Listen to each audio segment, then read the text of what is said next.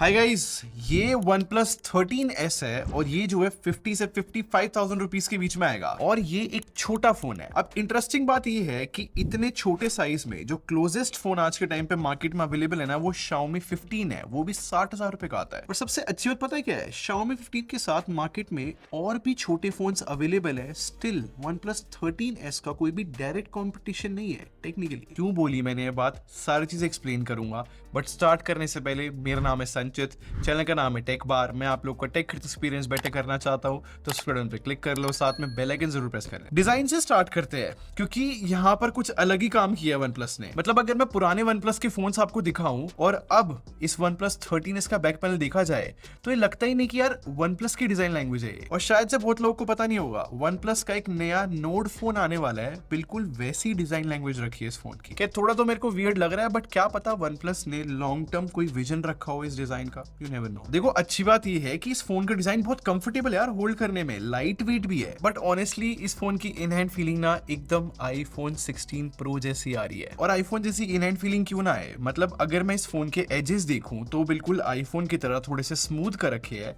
Flat frame है, flat back panel है, और तो और जो इस फोन के बटन्स की शेप भी है ना, वो भी iPhone जैसी थोड़ी बहुत लग रही है। खैर कंफ्यूज मत होना, ये अच्छी बात है कि ये iPhone जैसी इन हैंड फीलिंग के साथ आता है। iPhone की इन हैंड फीलिंग बहुत प्रीमियम रहती है। बट यार एक चीज अच्छी नहीं लगी मेरे को, IP65 रेटिंग है इस फोन में। आई थिंक OnePlus को IP68 या फिर 69 रेटिंग देनी चाहिए थी। खैर इस फोन के स्पीकर्स में टेस्ट कर रहा था, क्लैरिटी मेरे हिसाब से बहुत सही है। इनफैक्ट जब म्यूजिक सुनते हैं तो जो इंस्ट्रूमेंट्स की सेपरेशन है वो सही से सुनाई देती है इस फोन के अंदर। बट वॉल्यूम थोड़ी सी मुझे कम लगी, बट फिर साइज के हिसाब से ठीक है। और फिंगरप्रिंट्स के अंदर ऑप्टिकल है, अच्छा काम कर रहा है। और नई चीज पता है क्या है, इस फोन में अलर्ट स्लाइडर नहीं मिलता, बट अलर्ट स्लाइडर की जगह यहाँ पर एक नया बटन दिया है जो कि बहुत अलग अलग तरीके से काम करता है, वो मैं सॉफ्टवेयर में एक्सप्लेन करूंगा। अब डिस्प्ले की बात कर लेते हैं। देखो इस फॉर्म फैक्टर का सबसे अच्छा पॉइंट ही जो है डिस्प्ले रहता है। मतलब 6.32 इंचेस की डिस्प्ले है, फुल HD+ रेजोल्यूशन के साथ आती है, एमोलेड डिस्प्ले है, 120 हर्ट्ज रिफ्रेश रेट है और LTPO पैनल है, डॉल्बी विजन के सपोर्ट के साथ आती है और 100% DCI P3 कवर भी करती है। और डायरेक्ट सनलाइट में ये डिस्प्ले जो है 1600 निट्स ब्राइटनेस ला सकता है। ये सारी स्पेक्स जो है अच्छी ही बोली जाएगी प्राइस के हिसाब से। और इन सब चीजों के साथ छोटे फोन का जो एडवांटेज मैं बोल रहा था कि एक हाथ से पूरी डिस्प्ले जो है लेफ्ट से राइट हम नेविगेट कर सकते हैं, ये थोड़ा सा ईज रहता है। और जैसे कि मैंने डायरेक्ट सनलाइट में ब्राइटनेस का नंबर बताया, तो मैंने सबसे पहले जो है यही चेक करा था इसके अंदर कि अंडर द सन इसकी डिस्प्ले रीडेबल है कि नहीं, एंड आई थिंक ये रीडेबल है। अब डिस्प्ले की टेस्टिंग में एक चीज मैंने ऑब्जर्व करी, मैंने OnePlus 13S और OnePlus 13 दोनों में नेटफ्लिक्स पे एकदम सेम कंटेंट चलाया, और for some reason OnePlus 13S की जो कलर की ट्यूनिंग है या फिर जो ब्राइटनेस है वो बेटर लग रही थी। क्योंकि OnePlus 13S में ओवरऑल सीन ज्यादा ब्राइट लग रहा है, कोई हाईलाइट वाला सीन आता है तो वो भी ज्यादा ब्राइट लग रहा है। देखो टेक्निकली बोल रहा हूँ, अनएक्सपेक्टेड था मेरे लिए कि इतने छोटे पैनल को इतना ब्राइट बनाया है, ये चीज अच्छी है। तो ओवरऑल देखा जाए तो डिस्प्ले अच्छी है इस फोन की। और फोन के साइज के हिसाब से जज करूं तो इसमें ना 5850 mAh की बैटरी है, ये काफी अच्छी कैपेसिटी बोली जाएगी। और साथ में 80 वॉट की वायर्ड चार्जिंग भी बहुत अच्छा पॉइंट है इस फोन का। और हाँ, इस फोन में वायरलेस चार्जिंग नहीं है। खैर चार्जिंग स्पीड को प्रैक्टिकली टेस्ट करने के लिए ना मैंने चार्जिंग टेस्ट करा इस फोन के अंदर, जहां पर मैंने जो है 1% से लेके इस फोन को 100% तक चार्ज करा। और चार्जिंग टेस्ट जैसे स्टार्ट हुआ उसके 15 मिनट होते ही ये फोन 39% चार्ज हो गया था। और फिर जब मैंने 30 मिनट्स के बाद चेक करा तो 68% चार्ज हो गया था। और 45 मिनट के बाद ये फोन 94% चार्ज हो गया था। और पूरा 100% चार्ज होने में इस फोन को 51 मिनट के अराउंड लगे। तो टेक्निकली देखा जाए इतनी बड़ी बैटरी होने के बाद भी चार्जिंग स्पीड मेरे को सही लगी। और इस बार यार OnePlus ने सॉफ्टवेयर में काम बहुत अच्छा करा है, मतलब बहुत सारे AI फीचर्स दिए इस फोन के अंदर। वैसे बता दूं, इस फोन में OxygenOS 15 मिलती है, अप्रैल का सिक्योरिटी पैच अपडेट है। अपडेट पॉलिसी की बात करूं तो 4+6 इयर्स की है। और जितने भी OxygenOS के एडवांटेज रहते हैं वो इस फोन के अंदर क्लियरली दिख रहे हैं। मतलब यहाँ पर स्मूथ एनिमेशंस है, फोल्डर रीसाइज करने को मिल जाता है, कस्टमाइजेशन के बहुत सारे ऑप्शन है, प्लस हमें सारी प्री इंस्टॉल एप्स पे कंट्रोल मिलता है कि हमें कौन सी अनइंस्टॉल करनी है और कौन सी डिसेबल। और जैसे कि मैंने डिजाइन डिपार्टमेंट में बताया था कि अलर्ट स्लाइडर को हटा दिया, उसकी जगह पे एक नई की डाली है, जो कि मेरे हिसाब से एक अच्छा डिसीजन भी है। मतलब काफी लोग ऐसे कहते थे कि अलर्ट स्लाइडर उन लोगों के लिए यूजफुल नहीं है जो अपना फोन हमेशा साइलेंट पे रखते हैं, तो इस वजह से अलर्ट स्लाइडर की जो फंक्शनलिटी थी वो बड़ी लिमिटेड सी रह जाती थी। बट अब उसकी जगह पे ये एक नया बटन दिया है, इसका नाम प्लस की है, और इस बटन से ऑब्वियसली हम रिंग और साइलेंट पे तो कर ही सकते हैं फोन को, बट बाकी चीज भी हो जाती है। बट इस बटन का बाय डिफॉल्ट पता है क्या काम है, जैसे हम इसको प्रेस करेंगे ना, एक स्क्रीनशॉट कैप्चर हो जाएगा, और ये जो स्क्रीनशॉट है एक ऐप में दिखेगा माइंड स्पेस नाम की, जो कि एआई सेंट्रिक ऐप है। और पर्सनली मुझे थोड़ा फनी सा लगता है कि यार कैसे मोटोरोला, पिक्सल, नथिंग सबने जो है स्क्रीनशॉट को सबसे पहले एआई में डाला। खैर स्क्रीनशॉट में एआई आनी भी चाहिए थी, क्योंकि जब भी हम कोई इंपॉर्टेंट चीज याद रखना चाहते हैं हम सबसे पहले उसका स्क्रीनशॉट ही लेते हैं। अब इस फीचर को मैं टेस्ट कर रहा था, अब एग्जांपल बता रहा हूँ। मैंने एक आर्टिकल का स्क्रीनशॉट लिया, और अब देखो अगर माइंड स्पेस ऐप के अंदर मैं उस आर्टिकल का कोई भी वर्ड सर्च करता हूँ ना, तो ये स्क्रीनशॉट सामने आ जाता है। या फिर एक और एग्जांपल दिखाता हूँ जो मैंने ट्राई किया था।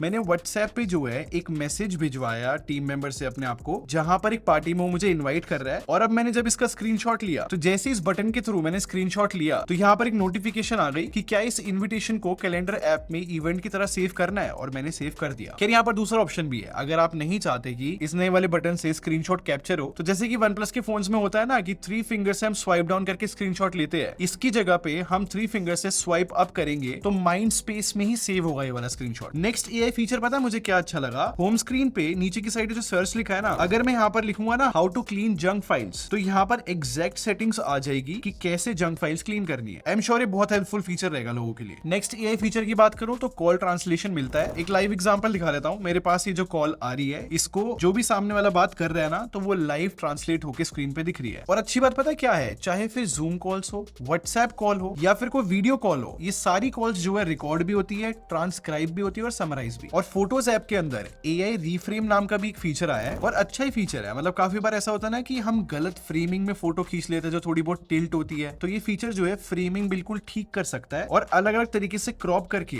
ऑप्शंस दे देगा। और ऑब्वियसली बाकी एंड्रॉइड फोन्स की तरह जेमिनी का सपोर्ट भी है, सर्कल टू सर्च भी है, और OnePlus ने एक नई ट्रांसलेशन की ऐप भी डाली है। और काफी लोगों को नहीं पता कि रिसेंटली OnePlus ने O+ कनेक्ट नाम की एक ऐप बनाई है, जहां पर हम विंडोज या फिर मैक या फिर आईफोन से भी फ्रीली फाइल शेयर कर पाते हैं। तो बेसिकली देखा जाए तो फीचर्स बहुत सारे मिलते हैं, चाहे फिर वो एआई के या फिर इन जनरल। देखो काफी बार ऐसा होता है कि ये जो फर्स्ट इंप्रेशन वीडियो मैं बनाता हूँ अनबॉक्सिंग वाली, इनमें सारे फीचर्स मैं लॉन्ग टर्म के लिए टेस्ट नहीं कर पाता, तो जब रिव्यू लेकर आऊंगा तब बताऊंगा कि रियल लाइफ में ये फीचर्स कैसे काम करते हैं। बट मैं परफॉर्मेंस के बारे में काफी क्लैरिटी दे सकता हूँ। देखो इस चैनल पे जब भी कोई छोटा फोन लॉन्च हुआ है ना, मैंने आप लोग को हमेशा बताया है कि छोटे फोन्स जो है परफॉर्मेंस डिपार्टमेंट में थोड़ी बहुत कॉम्प्रोमाइजेस लेकर आते हैं, और यूजुअली वो कॉम्प्रोमाइजेस जो है ना हीटिंग से रिलेटेड होते हैं, क्योंकि छोटे फोन में ज्यादा स्पेस नहीं होती हीट मैनेज करने की। बट सरप्राइजिंगली इस फोन में यार कोई कॉम्प्रोमाइज निकला नहीं। मतलब स्नैपड्रैगन 8 एलीट है जो कि बेस्ट प्रोसेसर है, 12GB रैम है, 5.2GB स्टोरेज वाला वेरिएंट मेरे पास है। इनफैक्ट जो बेंचमार्क स्कोर्स भी है, जैसे कि Antutu पे 25 लाख के अराउंड आया है, Geekbench पे 8000 के अराउंड, और 3D Mark में 72% के अराउंड स्टेबिलिटी एक छोटे फोन के लिए अच्छी बोली जाएगी। तो बेंचमार्क्स तो सॉर्टेड है ही। इनफैक्ट इस फोन की जो प्रैक्टिकल टेस्टिंग भी मैंने की,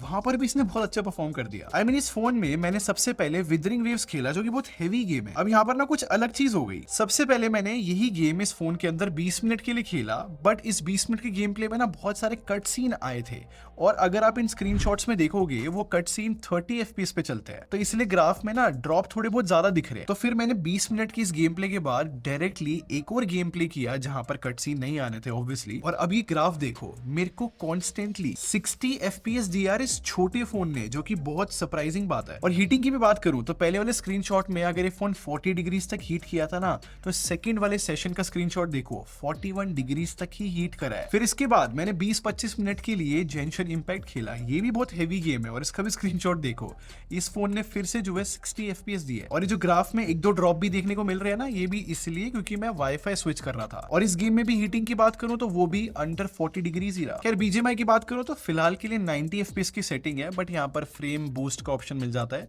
तो 120 FPS हो जाती है।